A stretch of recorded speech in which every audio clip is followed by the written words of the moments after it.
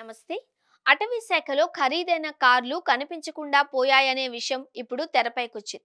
గతంలో ఎర్రచందనం స్మగ్లర్ల నుంచి అటవీ శాఖ అధికారులు స్వాధీనం చేసుకున్న ఖరీదైన కార్లను ముఖ్యమైన అధికారులకు కేటాయించగా అవి వారితో పాటే వెళ్లిపోయాయా, అసలు ఏమయ్యాయి అనే చర్చ తెరపైకి వచ్చింది అని చెబుతున్నారు.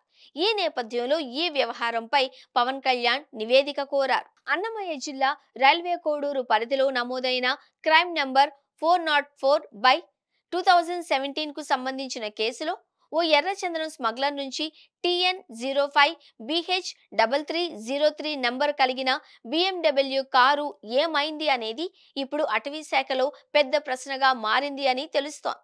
దీంతో డిప్యూటీ సీఎం పవన్ కళ్యాణ్ దీనిపై నివేదిక కోరారు. ఇదే సమయంలో పుత్తూరు అటవీ రేంజ్ పరిధిలో ఎర్రచందనం స్మగ్లర్ల నుంచి స్వాధీనం చేసుకున్న TS18K2277 అనే నంబర్ గల BMW కారుతో పాటు తమిళనాడుకు చెందిన స్మగ్లర్ల నుంచి స్వాధీనం చేసుకున్న TN07CB3724 టయోటా ఇన్నోవా వాహనం ఎక్కడుంది అనేది అటవీ శాఖకు సమాచారం లేదు అంటున్నారు.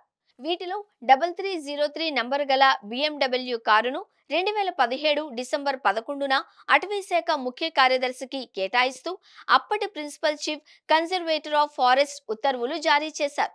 ప్రస్తుతం అటవీ శాఖ ప్రత్యేక ప్రధాన కార్యదర్శిగా ఉన్న అనంతరామే అప్పట్లోనూ ఆ పోస్టులో ఉన్నారు. అయితే 2019 జూన్ నుంచి 2020 అక్టోబర్, తిరిగి 2022 ఫిబ్రవరి నుంచి 2024 జూన్ వరకు ప్రస్తుత ప్రభుత్వ ప్రధాన కార్యదర్శి నీరబ్ కుమార్ ప్రసాద్ ఆ బాధ్యతలు నిర్వర్తించారు.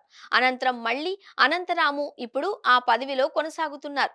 అయితే ఈ వాహనం ఎక్కడుంది అనేది మాత్రం అధికారికంగా అటవీ శాఖకు సమాచారం లేదు అట.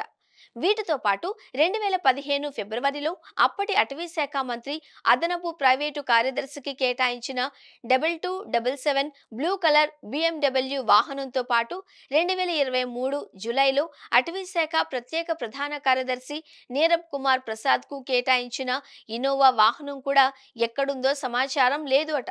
దీంతో వీటిపై పవన్ నివేదిక కోరారు. మరోపక్క వీటిలో ఓ BMW కారును ప్రభుత్వంలో కీలక స్థానంలో ఉన్న ఓ IAS అధికారి సతీమణి హైదరాబాద్ లో వినియోగిస్తున్నట్లు అటవీ శాఖ ఉద్యోగుల్లో పెద్ద ఎత్తున చర్చ జరుగుతోంది అని తెలుస్తోంది.